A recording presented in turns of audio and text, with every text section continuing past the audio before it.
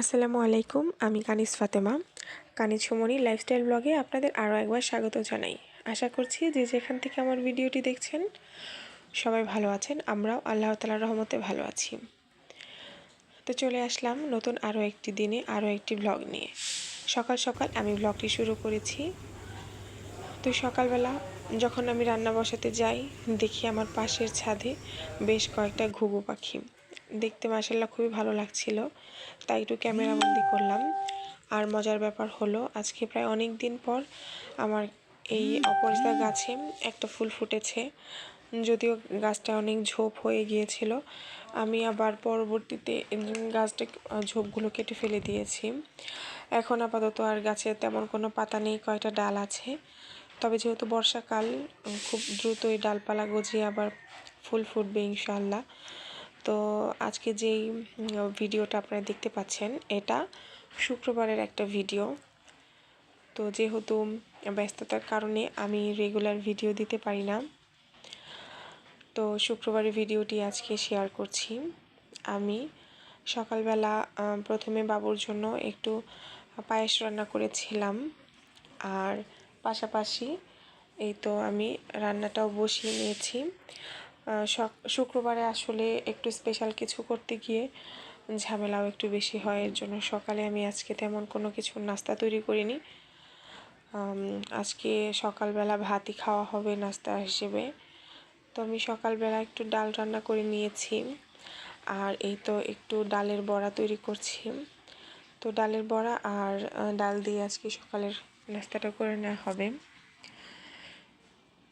তো আপনারা সকালবেলা কে কে এরকম ভাত খেতে পছন্দ করেন জানাবেন অবশ্যই। আমার অবশ্য সকালবেলা ভাত তেমন খাওয়াও হয় না, আর সকালবেলা ভাত আমার তেমন খেতে ভালো লাগে না।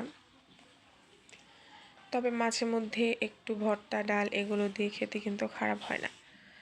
আর এই তো আমি এখন গরুর মাংসটা বসাবো। আমি সাধারণত গরুর মাংসটা সবসময় হাতে মেখে বসাই। হাতে মেখে বসালে আমার জন্য সুবিধা হয়, প্লাস আমার কাছে মনে হয় হাতে মাখা তরকারির টেস্ট অনেক বেশি ভালো হয়। তো আজকে একটু পণ্ডিতি করে আমি মাংস যেহেতু অল্প রান্না করছি, ভাবলাম যে একটু মশলাটা কষিয়ে পেঁয়াজ ভেজে রান্না করি। তো এই তো পেঁয়াজটা আগে আমি গরম মশলা দিয়ে একটু ভেজে নিয়েছি। গরম মশলার ফ্লেভারটা যখন বের হয়ে এসেছে, তখন আমি আদা বাটা, রসুন বাটা, হলুদ, মরিচ, ধনিয়া, জিরা আর লবণ সব কিছু দিয়ে এই তো একটু কষিয়ে নিয়েছি। মশলাটা আসলে কষিয়ে রান্না করলে তরকারি খেতে ভালো হয়। মশলাটা যত বেশি কষানো হবে আসলে তরকারির টেস্টটা ভালো আসে। আর আজকে যেহেতু আমি তো এইভাবে রান্না করেছি, আমার কাছে সত্যি কথা বলতে এই গরুর মাংস তরকারিটা আজকে খেতে আমার একদমই ভালো লাগেনি। তো আমি অবশ্যই পরবর্তীতে যখন গরুর মাংস রান্না করব আর কখনোই এভাবে রান্না করব না, আমি অবশ্যই মাখিয়ে রান্না করব। তো যাই হোক, মাংসের মধ্যে আমি একটু হালকা আলু দিয়েছিলাম, আর আলু দিয়ে এভাবে মাংস রান্না করে খেতে আমার ভালো লাগে। আমি গরুর মাংস বা মুরগির মাংস যাই হোক, যেটাই হোক, সেটার মধ্যেই আমি আলু দিয়ে রান্না করতেই পছন্দ করি। আপনারা মাংসে কে কে আলু খেতে পছন্দ করেন অবশ্যই কমেন্ট করে জানাবেন। আর মাংসটা কিন্তু আমার কষানো হয়ে গিয়েছে, এখানে আমি ঝোলের পানি দিয়েছি। আর আজকে তরকারিটা টেস্ট না হওয়ার আরও একটা কারণ হচ্ছে, আমি যে পানিটা দিয়ে চুলার জালটা কমিয়ে দিয়ে বাচ্চাদের সঙ্গে খেলছি, আসলে আমার খেয়ালই ছিল না। কিছুক্ষণ পর গিয়ে দেখি যে তরকারির ঝোলটা একেবারেই কমে গিয়েছে। আলুর সঙ্গে একটু ঝোল থাকলে ভালো হতো। তো যাই হোক, এই তো এখন বিকেলবেলা, যেহেতু শুক্রবারের দিন হলে বাচ্চাদেরকে নিয়ে একটু ঘুরতে যেতেই হয়। আর আমি তো প্রায় দিনই চেষ্টা করি বাচ্চাদেরকে নিয়ে একটু বাইরে বের হওয়ার জন্য। এখন আসলে যেহেতু বৃষ্টির সিজন, প্রায় প্রতিদিনই বৃষ্টি হয়, বের হওয়াটা একটু প্রবলেম হয়ে যায় বাচ্চাদেরকে নিয়ে বাহিরে।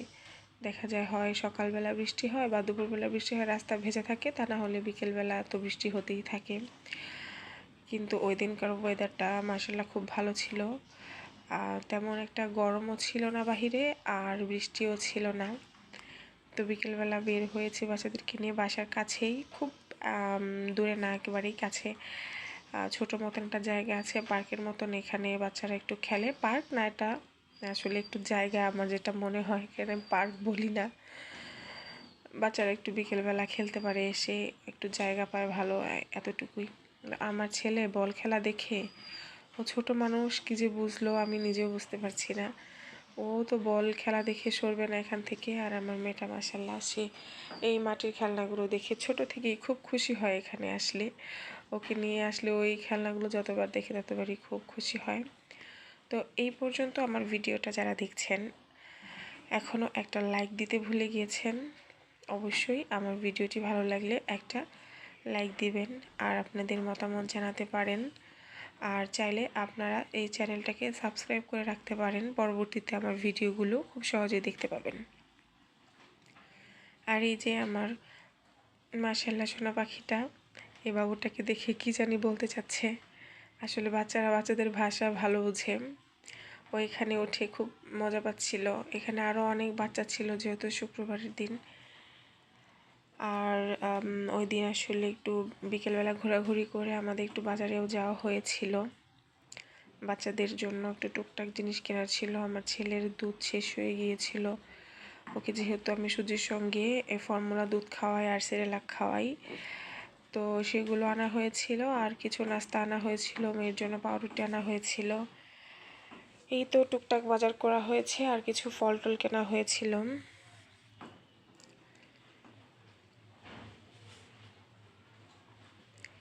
একটা সস নিয়েছি, মাঝে মধ্যে একটু ভালো কিছু নাস্তা তৈরি করার জন্য কিন্তু ওই সয়া সসটা প্রয়োজন হয়। আর নিয়েছি ইস্ট, আর বিস্কিট নিয়েছিলাম 2টা না 3টা আইটেমেরই যেন, একটা টমেটো সসও নিয়েছি। আর কিছু কাঁচা বাজার করা হয়েছিল। এই যে পেয়ারাটা দেখতে পাচ্ছেন, বর্ষাকালীন পেয়ারা, মিষ্টি হয় না খেতে, তবু খেতে ভালো লাগে।